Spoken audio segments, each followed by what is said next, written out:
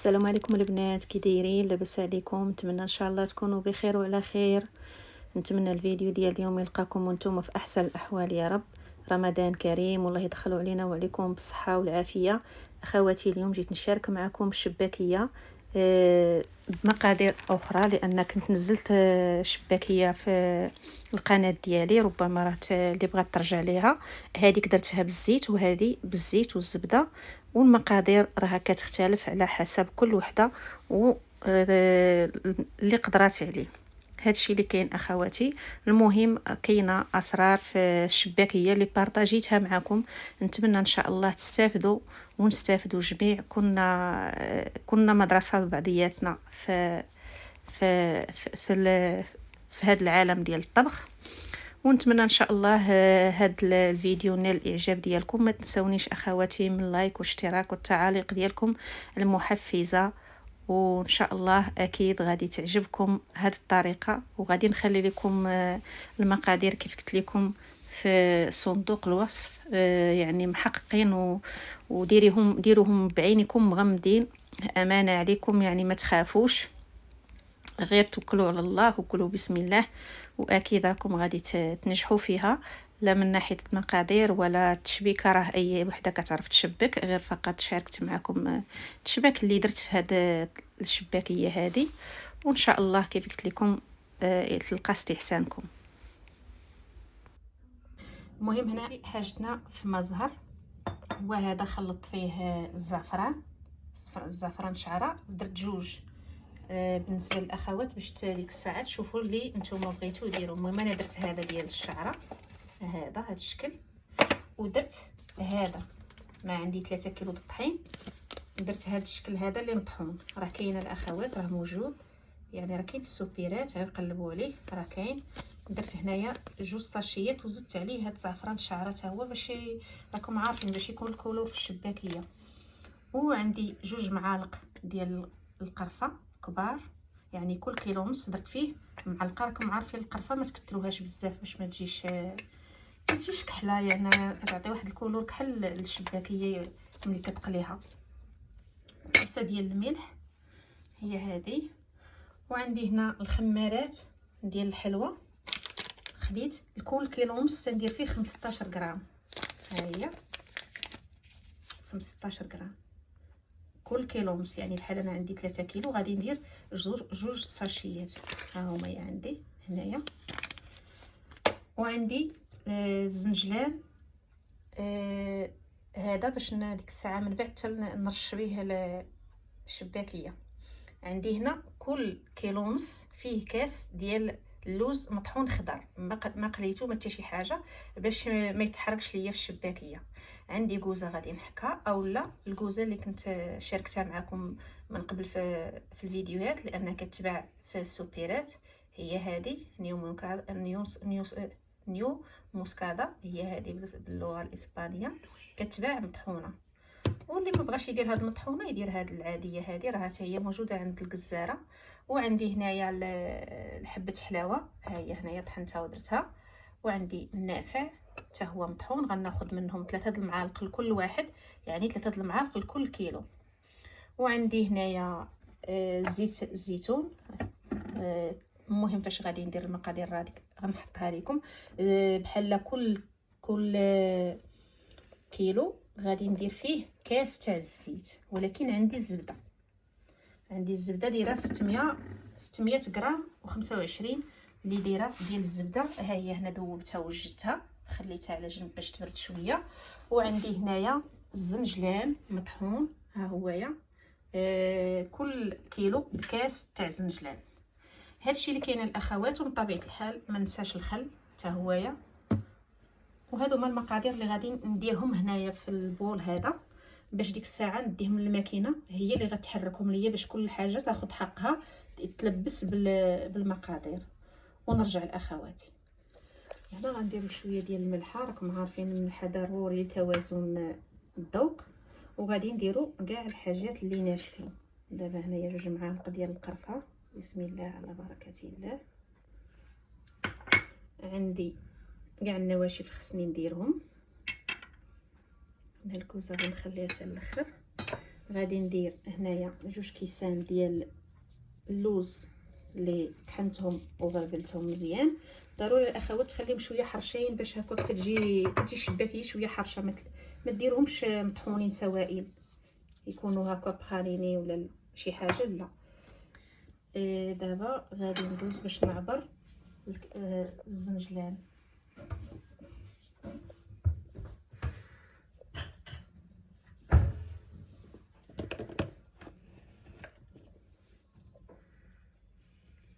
هو هذا كاس الاول،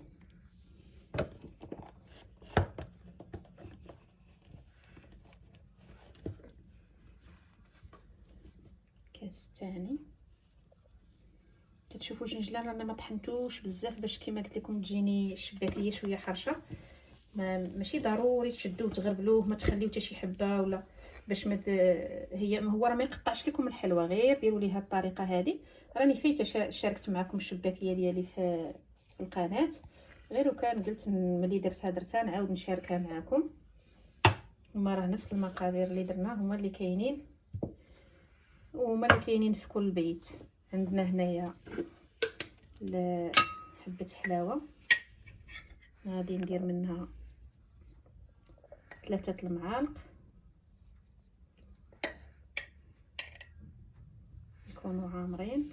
راكم عارفين هاد حبه حلاوه والنافع تيعطيو واحد المذاق زوين في الشباكيه. ودابا النافع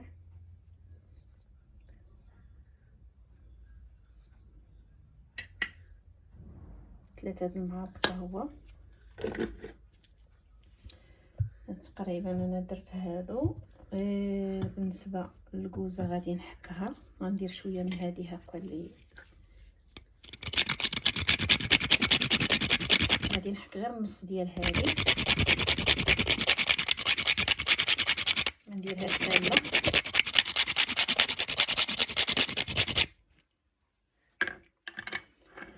وغادي ندير 2 خمارات. البنات فاش كديروا هاد الكوزه هكا اللي تتكون مجموعه وكتحكوها كتكون طالعه منها واحد الريحه في شكل مجهده، احسن من هذيك اللي تتكون تباع صراحه مطحونه. الا حاولتوا ديروا حاجه اللي تكون ناتورال احسن، ولا ما لقيناش راه غادي نقضيو باللي فيه اللي عندنا نديرو نكفيو به الغرض. وهنا كندير 2 خمارات كي قلت لكم ديال 15 غرام باش هكا نشبك على خاطري وباش ما ندركش راسي في التشباك. راكم عارفين. صافي بقات ليا الزيت غادي ندير 2 كيسان ديال الزيت البلديه، كل كيلو ونص بكاس. والعبار ديال الزبده نعبرها ونقول لاخواتي غنخليها لكم. قلت لكم المقادير غنخليها لكم ديال 2 كيلو، غنخليها لكم في صندوق الوصف.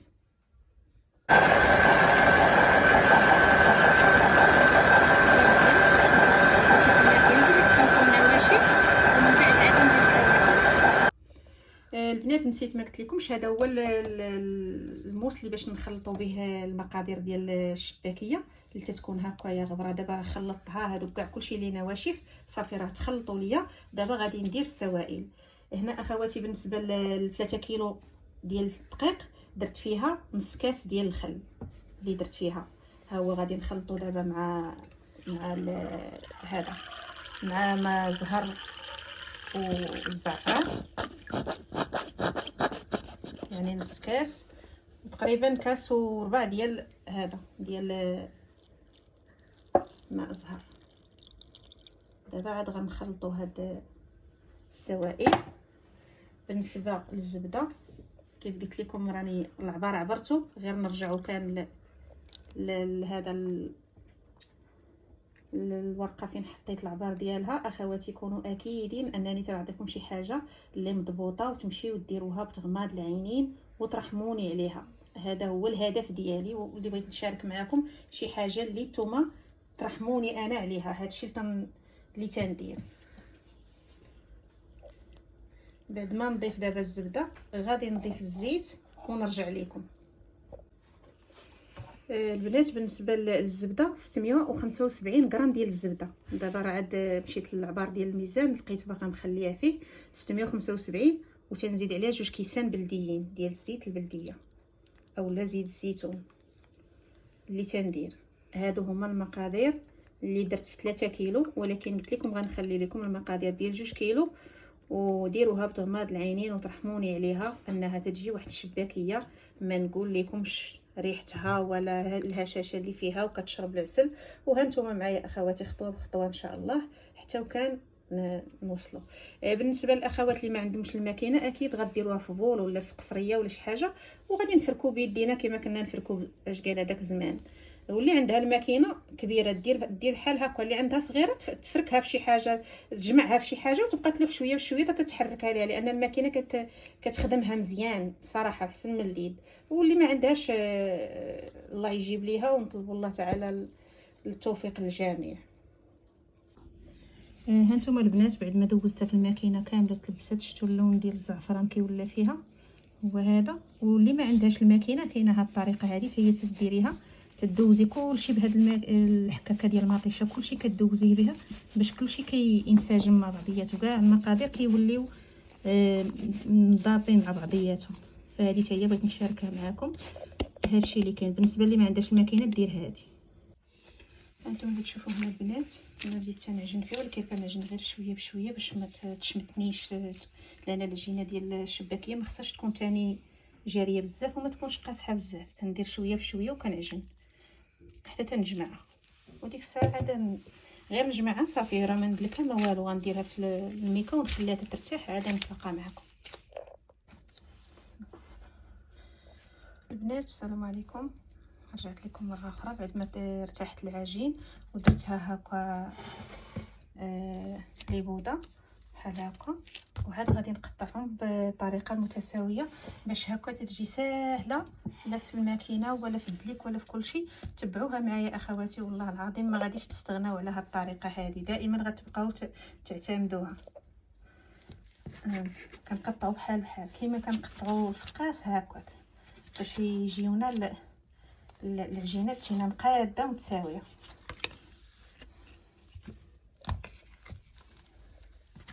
هكا باش ما نطولش عليكم هكا حتى نكمل كل شيء.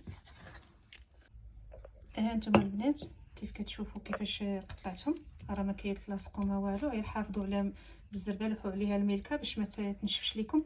وكنهزوا واحد بالواحد، هانتوما كنديروا ليهم هكا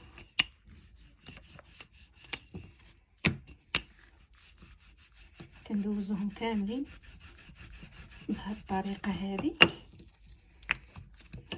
بحال هكا صافي. وكنحط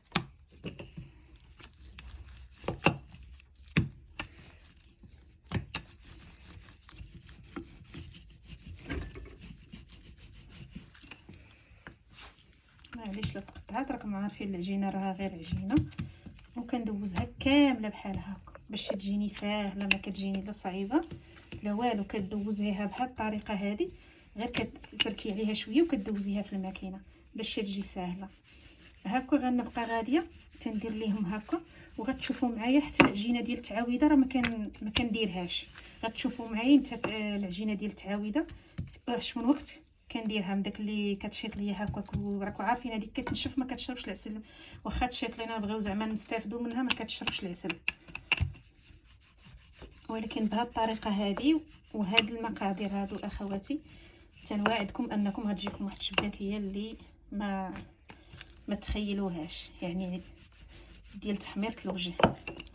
صافي كنبقى غاده بحال هكا كنديرهم بحال الرغيفات وكنحط هانتوما بحال هكا، وكننزل في القصريه ومن بعد ندير عليهم واحد الثوب ونخليهم حتى تنكمل كلشي.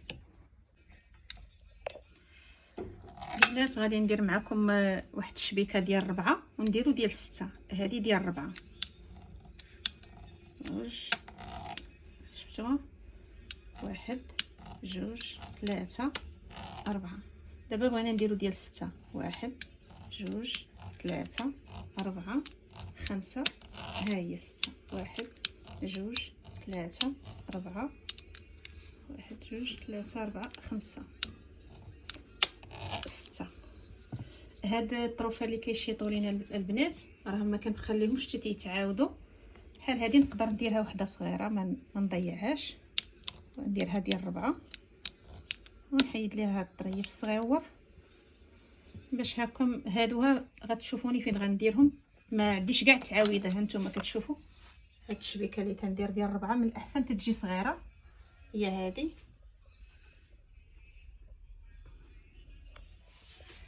دابا نشبكوا ديال 4. هانتوما شوفوا معايا،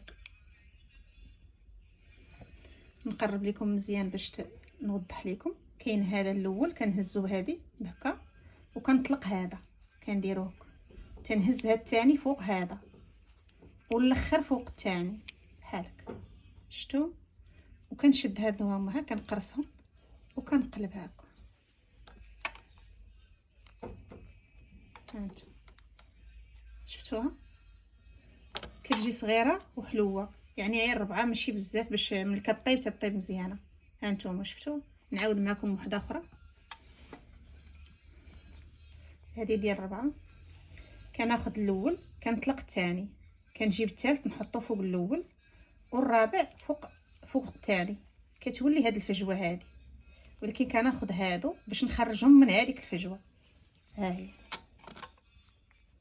شفتوا؟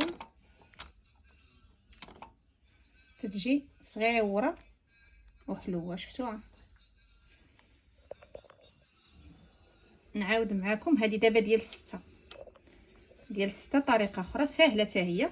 كناخذ جوج هادو كنديرهم فوق هاد الجوج، شفتوا هنا، وندير هاد الجوج الاخرين لتحت بحال كيجيو فوق بعضياتهم. ناخذ هاد القنت وهاد القنت ندير ليهم هكا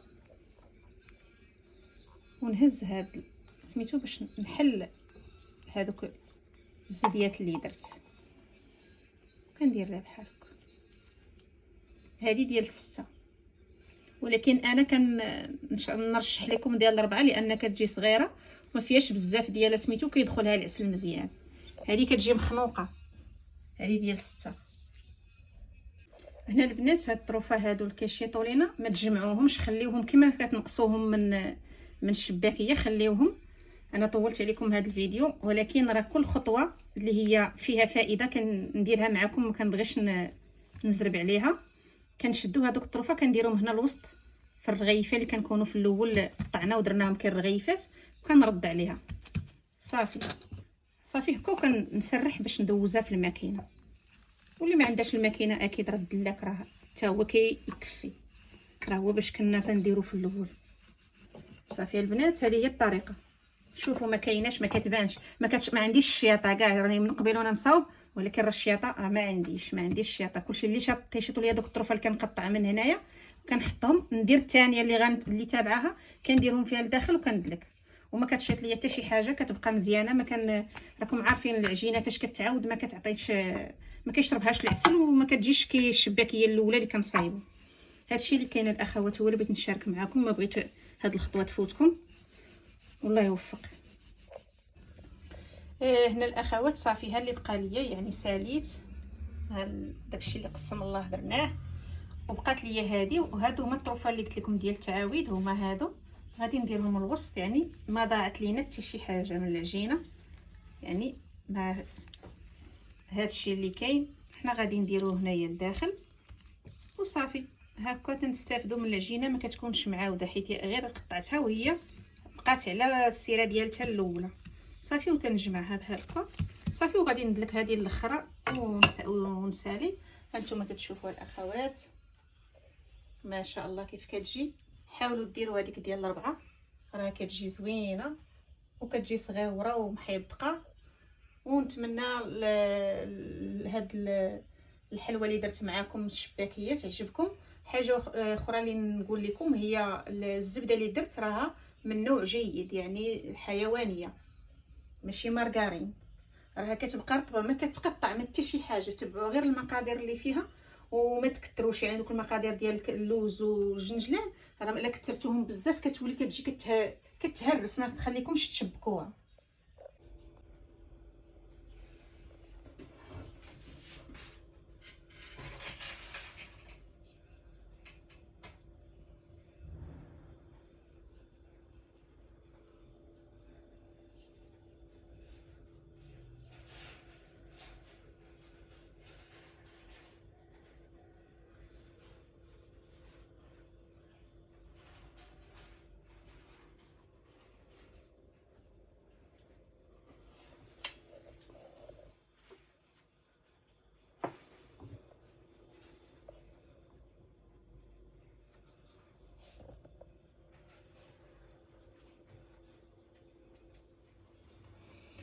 البنات هذا هو العسل اللي طيبت معاكم، شوفوا كيفاش داير. ها نتوما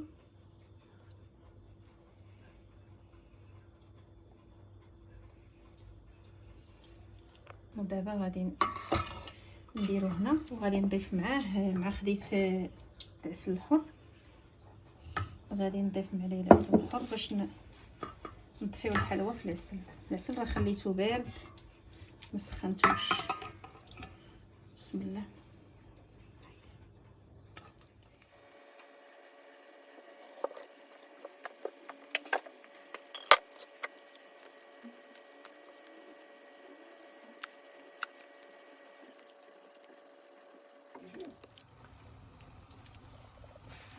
هانتوما البنات انا درت الشباكيه في الزيت، سخنات الزيت وبدات تطلع. خاصكم ديروها وتنزل لتحت، خاص الشباكيه ضروري توصل للقاع، ملي تبدا تطيب تبدا طالعه للفوق وتتنفخ. هذه هي الطريقه ديالها. هنا بعد ما تحمرات لينا شوفوا اللون اللي خدات، يعني على اللون ذهبي، ما نخليهاش بزاف تحمر لان باقي غتزيد يزيدها العسل اللون وتجي هي هذيك.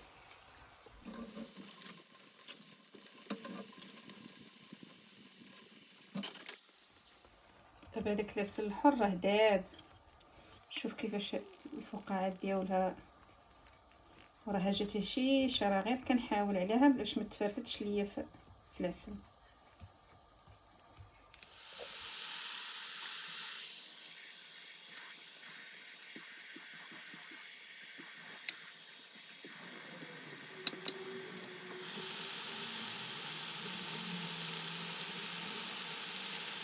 البنات بعد ما سالينا الشباكيه ديالنا وقليناها ودرناها في العسل وخليتها باتت ليله حتى بردات، درتها في السطوله كيف ما كتشوفوا.